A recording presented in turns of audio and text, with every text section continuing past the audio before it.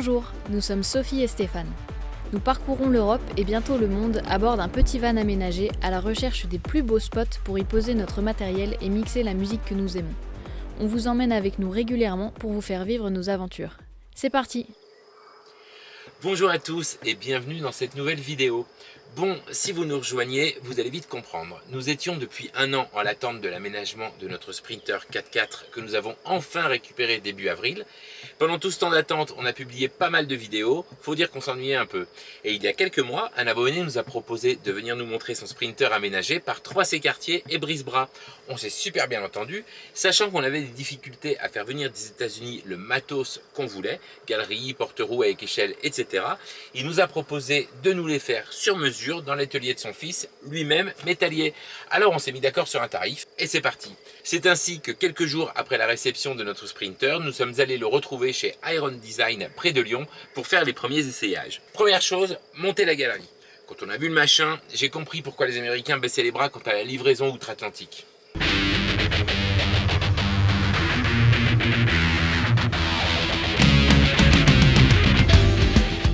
Puis ensuite, on a monté le porte-roue. Et là, quelques sueurs quand on s'est rendu compte que la porte passait au millimètre du pneu.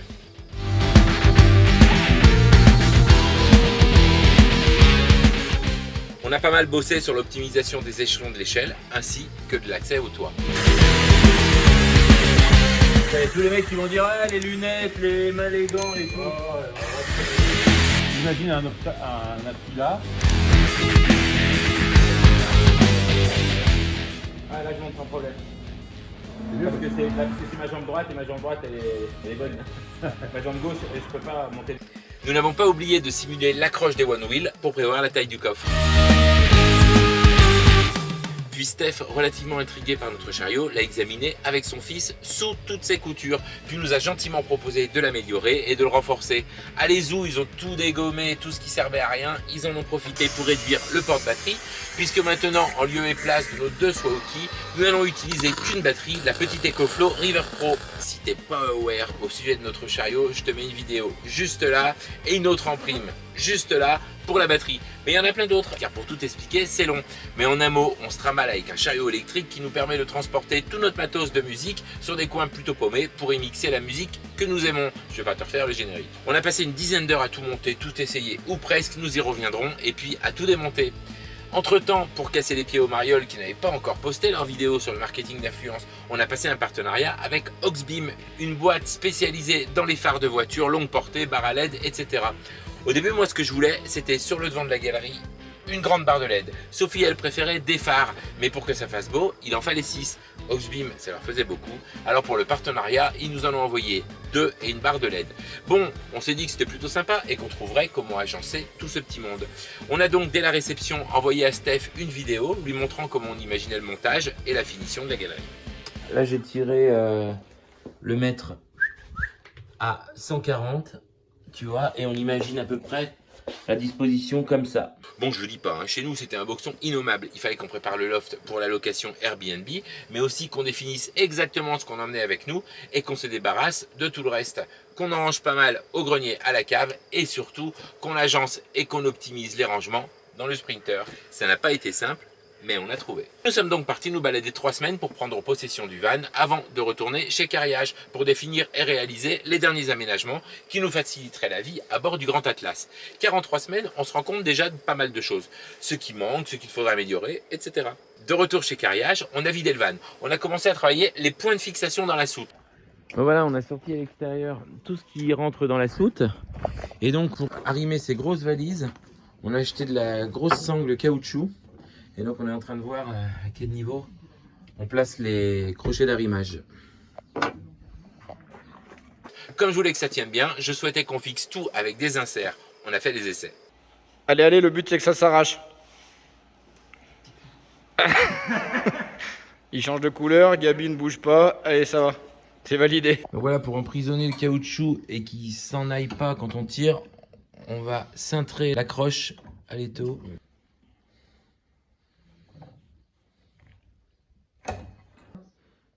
Nickel. Pas mal. Pendant ce temps, Steph, mais non pas celui de la galerie, celui de chez Carriage, lui il bossait sur la porte de la Capucine. Comme il a monté la troisième, oui je dis bien la troisième à l'envers, il a fallu en refaire une quatrième. Gabi lui terminait le fond de la soute, les grilles et les ventilos. De valises comme celle-là, donc il y en a une qui va venir au fond, ça cache les grilles d'aération qu'on avait fait ici et ici. Donc en fait on les double, on les triple avec d'autres grilles ici. Et la grille du haut, on lui adjoint 3 petits ventilateurs qu'on va pas faire déclencher par une sonde. Moi je préfère faire tout manuel, donc on va mettre un interrupteur et donc 3 petits ventilateurs qui vont venir sortir l'air chaud, en fait qui est généré principalement par le Combi Master. Allez-y, on y va. Retour à la machine à commande numérique pour découper les nouveaux emplacements des grilles.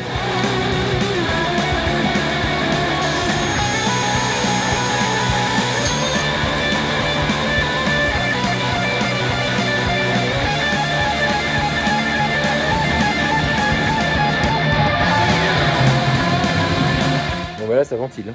Quant à moi, je m'occupais de la fixation des crochets et des sangles pour nos roues. Oui, nos gyroroues électriques. Si tu veux voir les 7 roues, c'est là que ça se passe. Je fais des trous pourquoi là? Pour rentrer les inserts. Alors on aurait pu visser directement, mais je préfère des inserts, c'est plus solide. Et puis si jamais faut revisser, dévisser. Olivia, elle, s'est affairée à créer des ouvertures dans notre pouf, des poignées. En effet, on a abandonné l'idée des aimants pour que notre pouf ne se balade pas quand on conduit.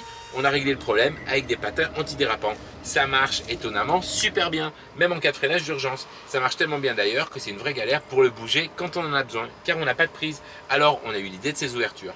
Défonceuse, pot de peinture, travail précis pour un résultat au top. Le pinceau, Steph, ça l'a fait marrer. Il a tout repris à la bombe. Bon, c'est lui le chef après tout. On a aussi demandé une cloison de séparation pour l'intérieur du pouf, plus pratique pour séparer la poubelle du reste. Alors Steph a pensé qu'il serait pas mal de faire une cloison amovible et coulissante, comme d'habitude, dans les règles de l'art. Ils sont fous chez Carriage.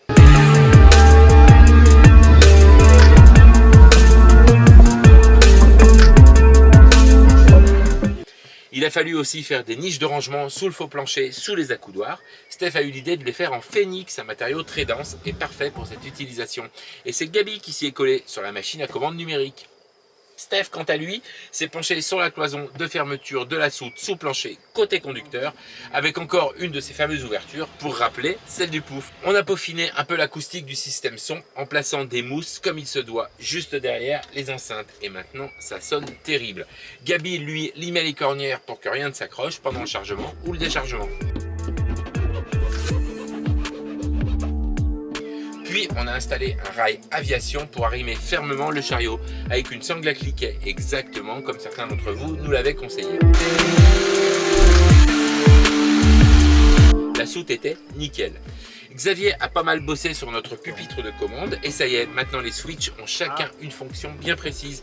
Et nous avons aussi fait installer 2 interrupteurs, un pour les ventilos et un pour le Combi Master. Je vous rappelle qu'on a une grosse installation électrique, 400 ampères lithium rechargés grâce à l'alternateur et à 3 chargeurs de 50 ampères. Et que ces 400 ampères sont redistribués en 220 grâce à un transfo Master Volt de 3000 watts, ce fameux combi. Comme on voyage plutôt au soleil et que le combi, on s'en sert pour charger les batteries de nos surf à foil, 2 batteries de 2100 watts, on préfère que ça ne chauffe pas trop, d'où les 3 ventilos. Voici en image le résultat de cette journée chez Carriage.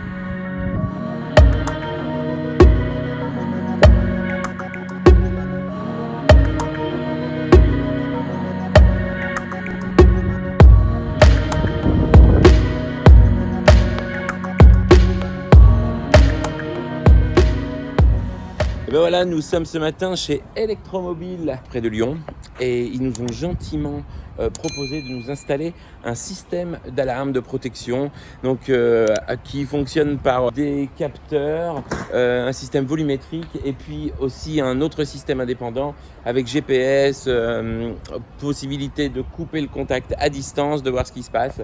et de nous envoyer des SMS, de nous appeler, enfin, grosse communication, quoi. Donc on va voir ça. Bon, alors là, c'était inespéré. Il y a tellement de systèmes d'alarme sur le marché qu'il me paraissait compliqué de choisir. Alors comme beaucoup, je me serais sûrement tourné vers le système Titronic, un système allemand super haut de gamme, dont Michel a fait la présentation pour protéger son voyage. Non, c'est pas ça. C'est Philippe de la chaîne Voyage qui voulait protéger son Michel. Je dis ça, je dis plus rien car je m'embrouille. Mais vous aussi, il vous a embrouillé avec son système. Personne n'en est content. Et d'ailleurs, la chaîne Made in France n'y a pas été avec le dos de la cuillère pour expliquer que le concernant, rien ne fonctionnait.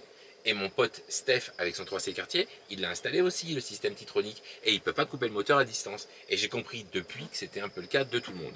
Et donc, plutôt que de mettre une sirène sans fil, on va mettre une sirène à raccordement. On va pouvoir éteindre avec une clé, ce qui nous permettra de se prémunir des déclenchements intempestifs dans certaines situations.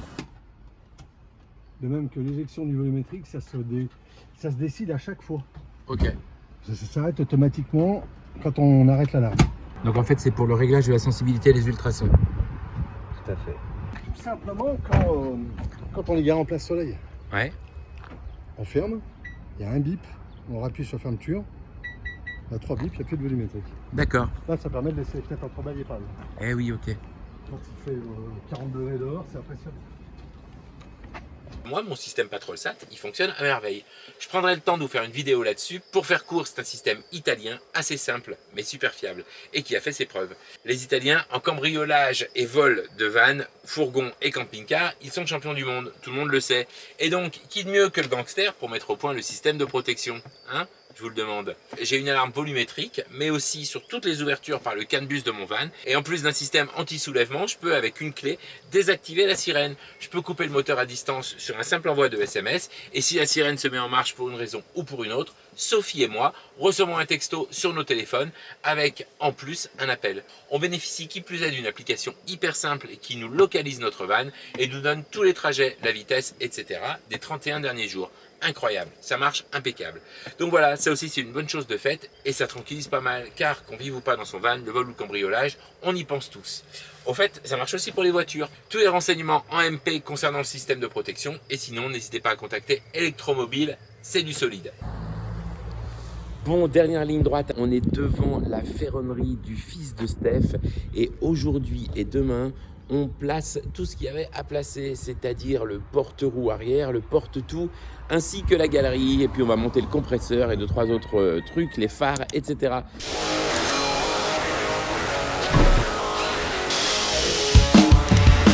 Bon là, on perce. Donc c'est devant le renfort. Hein. C'est devant l'enfort. Ouais. Bon, en plein dans le milieu.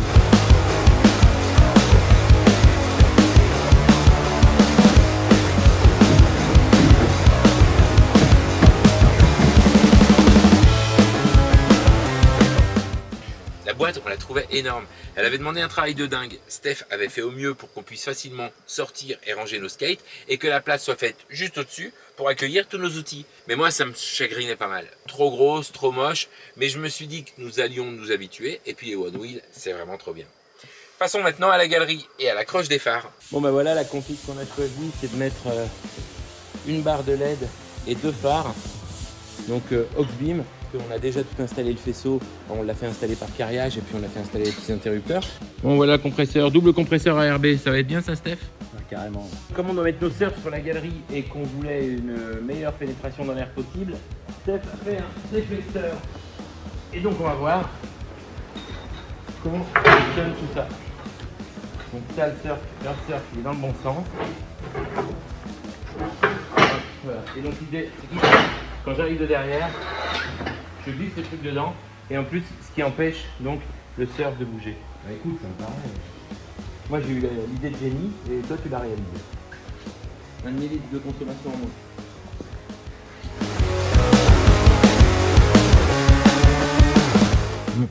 On va percer les trous pour le déflecteur.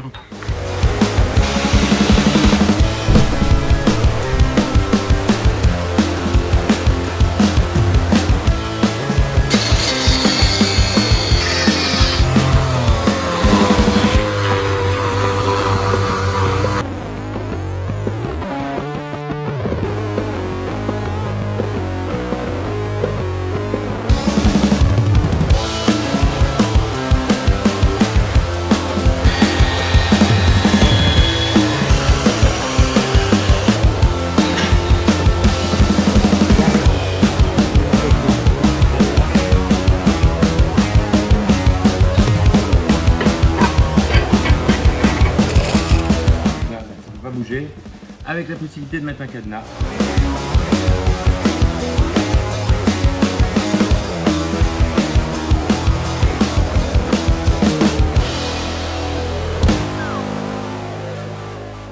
D'accord. Et si un oiseau se pose dessus, il s'électrocute Il pas. faudrait qu'il touche au fil 12. Ouais, c'est ça.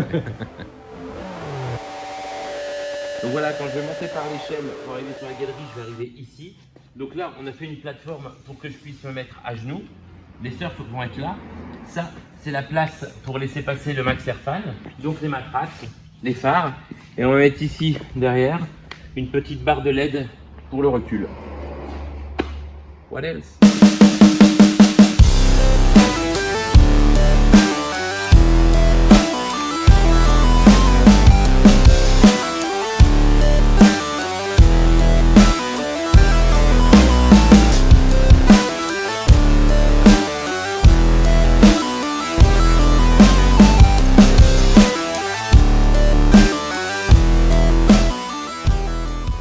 Bon, la nuit avait porté conseil, on avait décidé de faire une croix sur les skates et sur cette énorme armoire. Vous n'avez d'ailleurs pas été tendre sur Instagram quand je vous ai demandé votre avis à ce sujet. D'accord avec vous, elle était vraiment trop grosse, elle cachait les feux arrière, encore du poids, au mauvais endroit, la décision était prise, on dégage.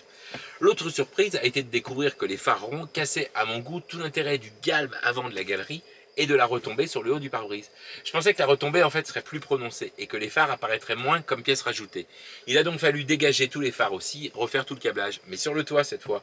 Bon, Steph il avait les boules, hein.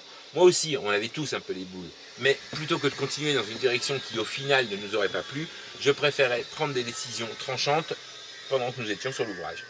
Nous revenions ainsi à ma toute première idée, qui était de placer une barre de LED plutôt que des phares ronds. Nous garderons la barre existante dans un premier temps, en attendant de en recommander une plus grande. Depuis la veille, un petit truc me chagrinait. Le porte-roue avait tendance à pas mal vibrer sur la porte à chaque fermeture. On n'était pas d'accord avec Steph sur la manière d'opérer, mais son fils, lui, fut d'accord avec moi. Il fallait créer un contact entre la porte et le tube qui portait la roue. Le fils de Steph se rappelait qu'il avait en magasin un caoutchouc super dur, genre Silent Block. Et pendant que Steph pestait sur le câblage de la barre LED, nous avons travaillé à la meilleure manière de créer dans le caoutchouc la forme exacte du tube d'aluminium pour ne pas avoir à percer la carrosserie et que le Silent Block tienne de lui-même, pris en étau entre le tube et la porte. Le fils de Steph préconisait de fraiser le caoutchouc, alors que moi j'avais l'idée de le faire fondre autour d'un tube d'alu de même section, chauffé à blanc. On a essayé les deux, place aux images.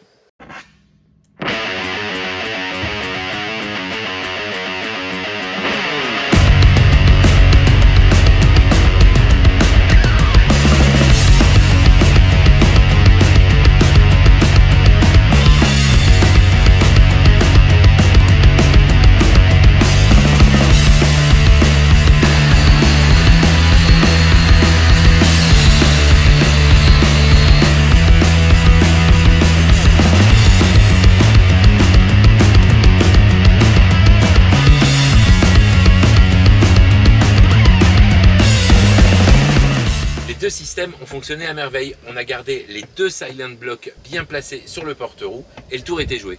Par ailleurs, comme on s'est séparé de l'armoire, on s'est dit que c'était l'occasion de placer les Max Trax à l'arrière plutôt que sur la galerie et de les rendre ainsi plus accessibles. Alors on a recoupé, redémonté et repercé.